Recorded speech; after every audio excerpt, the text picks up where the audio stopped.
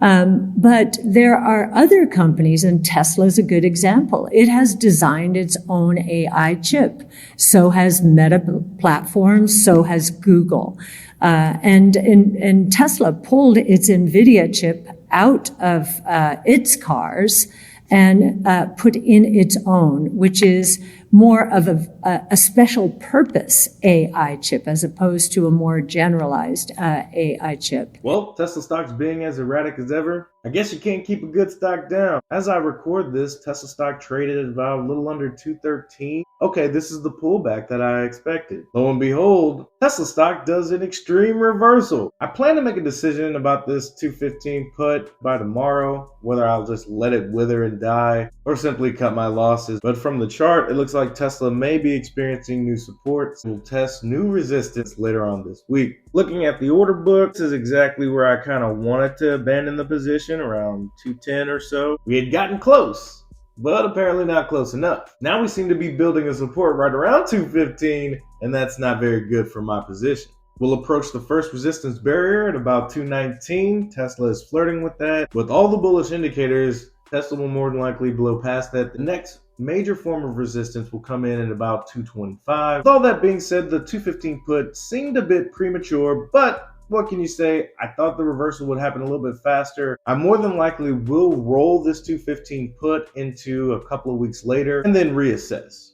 Sam Kors from ARK Invest gives us plenty of reason to be bullish on the stock. Let's go ahead and read what he has to say. The global adoption of battery electric vehicles is gaining more traction. Battery electric vehicle sales surpassed 10% share of global light vehicle sales in the first quarter of 2023, as shown below. For the past 3 years, BEV adoption during the first quarter has lagged that in the fourth quarter, perhaps because of the Chinese New Year. This year, however, BEV shares broke that seasonal trend. Is that a sign the internal combustion engine is about to fade away? Not all automakers have participated in the upside.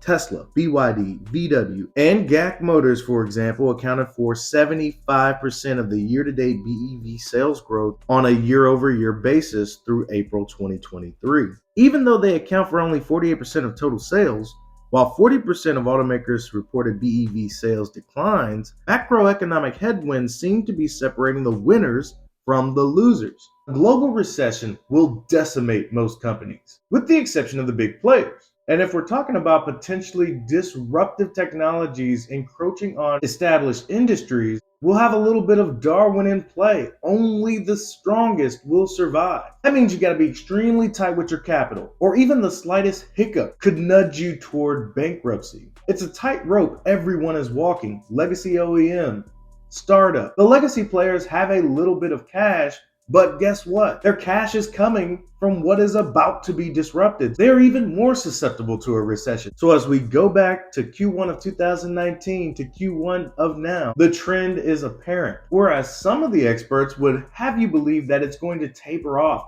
right around 11% for the next few quarters. No. By the end of this year, look at Q1 2021. They were at 3.7%. By Q2, 4.7%. By Q3, 6.8%. That's doubling in less than a year. By Q4, we're at 8.7%. And a cumulative doubling where they were at the beginning of the year. And you might be like, Hustle, there is no way that we're going to see 20% utilization by the end of 2024. What are you smoking? And please, sir, pass it to the left. We'll be closer to 20% utilization than what the experts might have you believe, at closer to 12%. As soon as that next-gen vehicle comes off the line in Nueve Leon, 2025 will be gangbusters when we're talking battery electric vehicle adoption. And while everyone is trying to eke out more and more production quarter over quarter, year over year, very likely we're going to have resource scarcity. Players like Tesla, BYD, they're going to need tons of batteries. You don't think GM, Ford need batteries? Let's see how Tesla is handling the situation.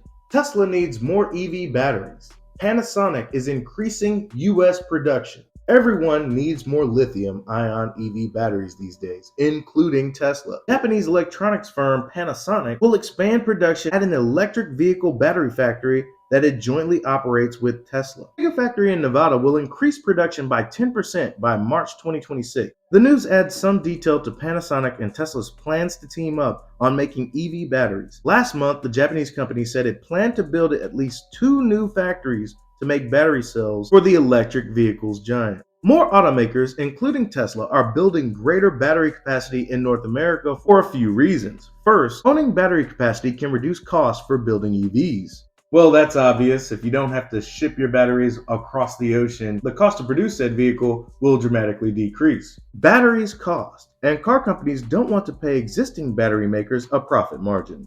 Second, there are domestic sourcing requirements companies need to meet for their EVs to qualify for purchase tax credit, passed as part of the Inflation Reduction Act. Third, and most importantly, demand for EVs is growing. Bank of America says EV penetration of new car sales in the U.S. could hit 25% by 2025.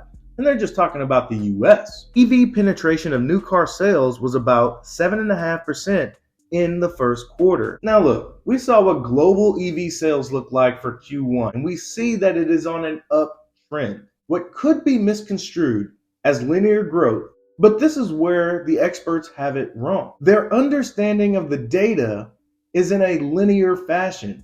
They're not thinking about exponential growth, how the adoption of a new technology will supplant the previous technology and become the only thing consumers will want in the future. Making these complex manufactured items is going to be difficult, but for those that can do it effectively and in mass, there is an extremely profitable situation to be had. Not only will the US be at 25% new car sales battery electric vehicles, I'm going to go out on a limb and say by 2025, we'll be closer to 40%. Tesla has more than 60% of the US market for all electric vehicles. Other automakers want some of that business and that growth.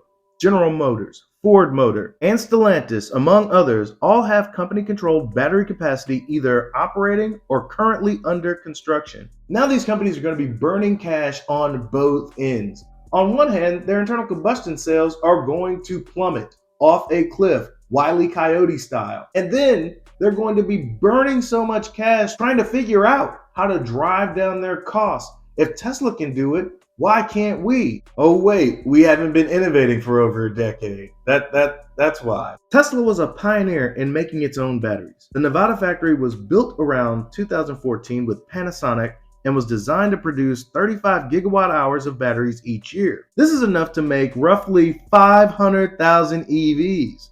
That was ambitious. Tesla was making about 35,000 cars a year in 2014. Let that sink in, everybody. In 2014, we've got the Model S being dynamic, award-winning. You've got the Model X, the Fabergé egg of automobiles. You can see where they're headed. They engage in a deal with Panasonic with capacity aspirations for 500,000 vehicles in 1 year. In 2014, that's what you call foresight. That's what allows me to put every cent of my disposable income toward Tesla. I feel that they will rise to the occasion. Their management, their foresight, the drive to the mission of accelerating the world to a sustainable energy economy. That's why I do Throwback Thursday. You can take the time machine and see with your own eyes why this company is the way it is. I'd like to take some Tesla highlights of In the Know with Kathy Wood. Their insights are amazing, and if you haven't checked out their Monte Carlo model, I highly recommend it. Plugging in your own numbers, doing some of your own assumptions for Tesla, and see where you come out at. Greetings, everyone. It's In the Know. Employment Friday is In the Know for ARK Invest. So welcome again, but we're going to change it up a bit today. We know that AI has captured the imagination of the world, consumers and businesses. Of course, ChatGPT really started it all off, and now everyone is scrambling to figure out what the ramifications are. Companies are trying to figure out how best to use it, as are consumers. And of course, investors are trying to figure out, where's the value going to accrue?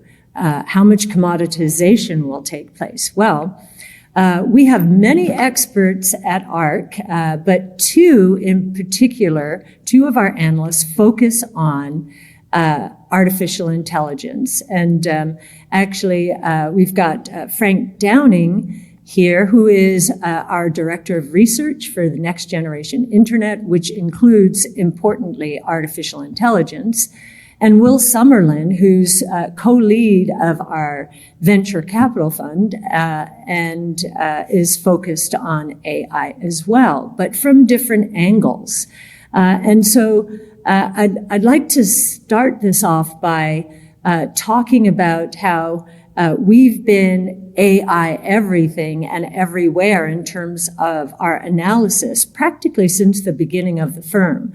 So every stock in our portfolio has been analyzed with that lens on. We've been doing this for a while. And to give you the best example of this, NVIDIA, 2014, Tasha Keeney comes into our brainstorm and announces, after we've tasked her with figuring out what's going to go into an autonomous vehicle, she comes back during one of our brainstorms with her aha moment. And that was that the brains, or the central nervous system of an autonomous vehicle, remember, this is back in 2014, were going to be GPUs. Now, we owned NVIDIA. We were exposed to NVIDIA back then as a gaming company. In fact, all it was in the minds of most investors was a PC gaming chip company. And gaming was growing rapidly, so in many growth portfolios. But as soon as Tasha said that, I said, Tasha, nobody knows this. Nobody knows this. This is not in the price of NVIDIA at all. NVIDIA at that time was a $5 stock on the split adjusted basis. And now it is a $400 stock. $5 and somewhere in the $5 to $10 billion now has scaled to $1 trillion. It is now 25 times revenue. So now people do understand that AI is a big idea. And many are treating NVIDIA like it is the only AI idea out there. Well, we have a different perspective, and I would like to now introduce you all to Frank Downing, who will start off this part of our AI analysis. Thanks, Kathy. And I think to help kind of frame what's going on in the market, and especially for investors, it's helpful to add some historical perspective here. When we look at kind of the foundational shifts in computing architecture over time, you can look at the shift from the mainframe to personal computing and the internet that took place in the 90s. And the companies that delivered the hardware that was fundamentally required for that shift, Intel and Cisco, for example, did really well during that time period. But if you look towards, and there's cyclical cycles within there, if you look at the mid-90s, for example, but when you look towards the end of the decade, by the end of the decade, 2000, 2001, companies like Microsoft that were delivering the kind of new products and services with Windows and Office, Oracle on the database side, Microsoft actually surpassed Intel in revenue, and now 10, 20 years later is multiples of Intel's revenue. So the hardware was the necessary investment first, but the companies that were delivering the software experiences on top of it were able to generate much more revenue after that initial investment cycle and at higher gross margins as well. And I think you can look at the next change and infer something similar, which is the transition from PCs to mobile computing, where you had companies on a market cap basis like Qualcomm and ARM do very well around the 2010 period, once the iPhone came out as this aha moment that mobile computing and smartphones were going to be a thing. Those companies did great. And then a lot of value accrued to the companies that deployed software and services on top of those mobile phones, be it Google or Apple services, really accruing a lot of that value that came after that initial surge in hardware. And I think, following companies like NVIDIA since 2014, like Kathy mentioned, when people didn't really see the potential for AI, now that we've had the ChatGPT moment, the fastest application to 100 million users ever, everybody is scrambling to invest in the hardware so that they can deliver these products and services down the road. So you can think of every purchase of AI hardware today going to fund some product or service that's delivered through software in the future. Or even in the physical world, if you look at Tesla on the autonomous driving side. And so I think now that everybody is crowding into companies like NVIDIA, the question that we have is, where is the value going to accrue next? And it's not to say that NVIDIA don't do well. I think this market is going to be so big, there will be room for NVIDIA and others to come into the hardware space and do well. But they're only doing well because there's an anticipation of future products and services in the software market that are going to capitalize on what this AI hardware and accelerators are unlocking. And so now I'll hand it over to Will to talk more about kind of how our research suggests that software opportunity with AI is going to evolve. Frank ain't never lying. Now, hardware is important. I look at it kind of like minerals, right? Lithium is important. We saw lithium prices skyrocket, go to the moon.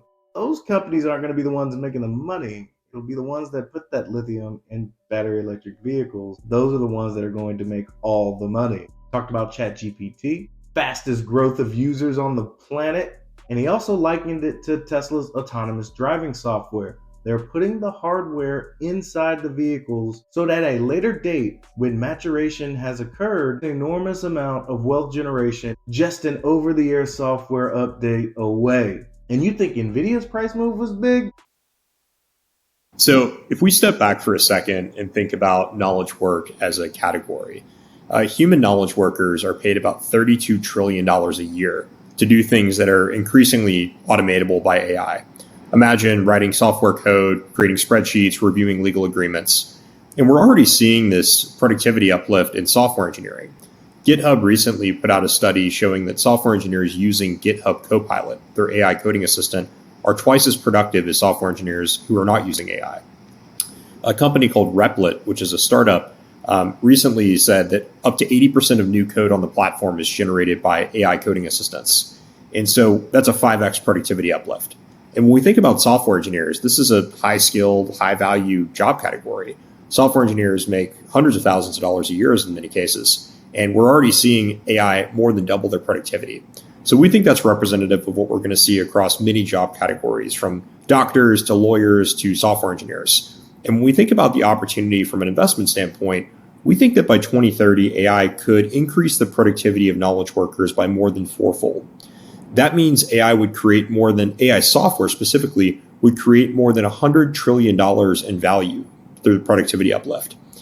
And if we look back historically at the value capture opportunity for software, enterprise software companies generally capture between 10 and 25% of the value created by their software.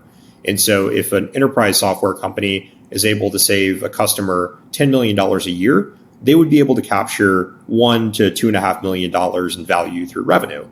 That's a rough framework that we've seen work historically. If we apply that to AI, $100 trillion in value creation means software companies should be able to capture between 10 and $25 trillion a year in revenue. In our base case, we assume that software companies will be able to capture about $14 trillion in revenue by 2030. And if we compare that to enterprise software today, enterprise software generates about $1 trillion in revenue. And so we think we'll go from $1 trillion in revenue for software spend to $14 trillion by 2030. Obviously, there are some sensitivities in this assumption. If you go to our Big Ideas report, we have a sensitivity table where you can actually look at different scenarios play out, variable both on productivity uplift as well as the value capture. But the base case here is that AI is going to create a lot of value at the software and application layer based on our research. So how do we actually pick the companies that we invest in? Well, first off, we look for applications that are creating a lot of value for customers. So you can take AI and build a product, but if that product doesn't create value for your customers, it's not going to generate meaningful revenue. So that's step number one, is try to find use cases that create a lot of value for customers. And then when we look at the specific companies to invest in, we really look at three variables. The first is proprietary data. The second is a distribution advantage. And the third is leadership of the company who understands the opportunity and is leaning aggressively into AI. So I'll talk about all three of those. First, proprietary data. We think the best companies best positioned to capture the AI opportunity start with a proprietary data set that allows them to train or fine-tune models specifically for their use case. And so if we look at a company like Twilio serves over 1 trillion interactions between customers and companies on an annual basis. That's a lot of data that they can use to train or tune models. But more importantly, the companies that we believe are best positioned have a data feedback loop, which means usage of their product generates insight that allows them to continually train the model and get better and better over time. And the more scale they get, the better the model performs and the harder they are to compete with. One analogy I like here with Tesla is a blue stop sign. So very few people know this, but there are a couple of places in Hawaii that actually have blue stop signs.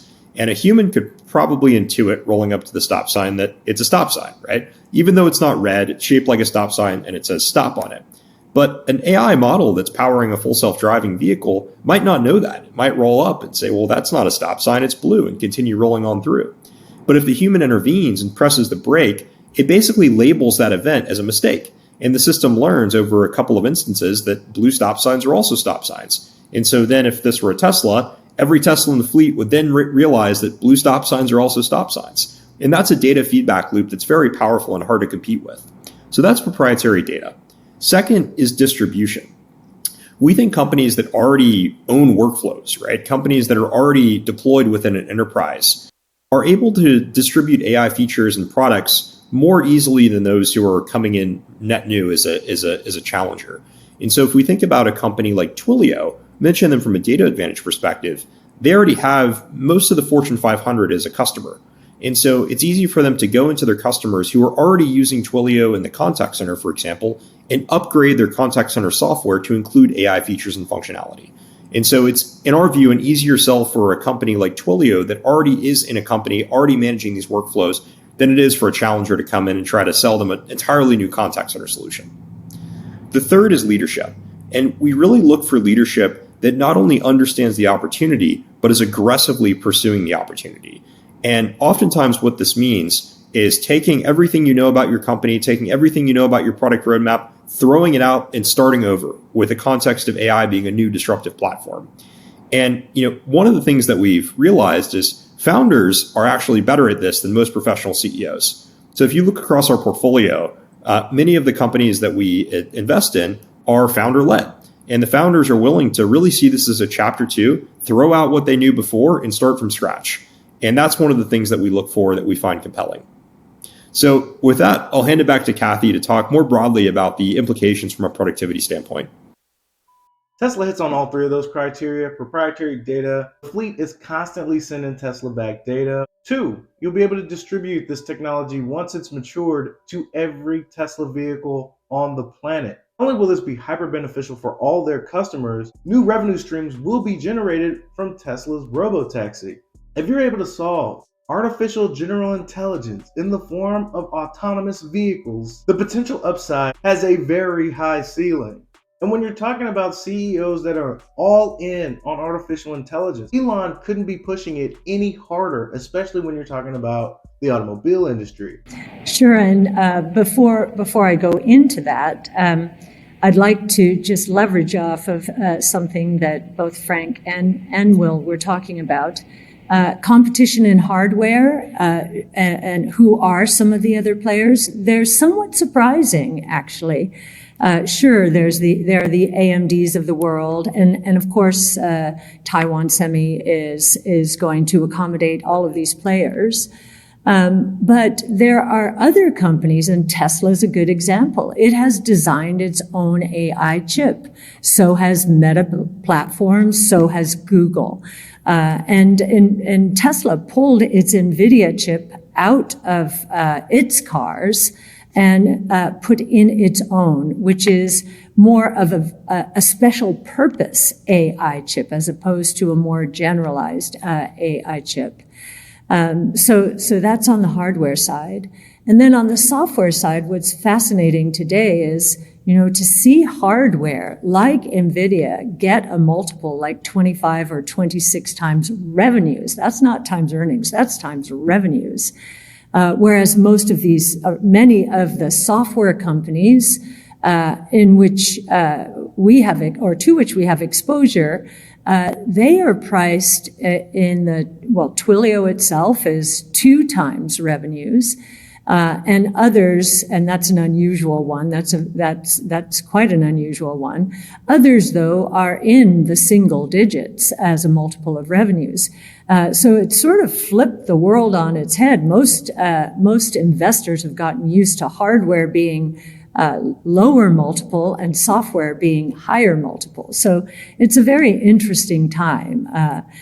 And as far as the ramifications broadly, I think we are going to be shocked at the productivity gains that artificial intelligence will unleash. And I think that we're at a moment in time from an economic point of view where companies are going to really want AI. All right, in review, my 215 put looks like it's going to be a dud. I truly thought this was going to be a red day for Tesla, but I'm happy to be wrong.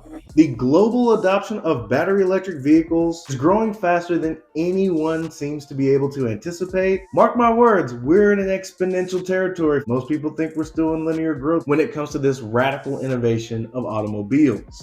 Exponential growth. You're going to need an exponential amount of resources than you're planning for. And finally, if you're looking for the next artificial intelligence play, then you probably want to go with somebody that's also doing hardware and software. But I'm going to go ahead and save you some time. Tesla is the next artificial intelligence play. One, they're making their own chips. They booted NVIDIA's chips out. The thing that everyone went crazy over? Tesla said, no, we don't need that. We got our own. And when they solve for autonomy, they will have a software application that will not only go into their vehicles, but will also go into their humanoid robot. Anybody in that humanoid robot space is going to look foolish if they're not being licensed by an artificial general intelligence software. It seems like a no-brainer to me. But you take that information and do with it what you will. That's all I got for you. Be easy. Hey.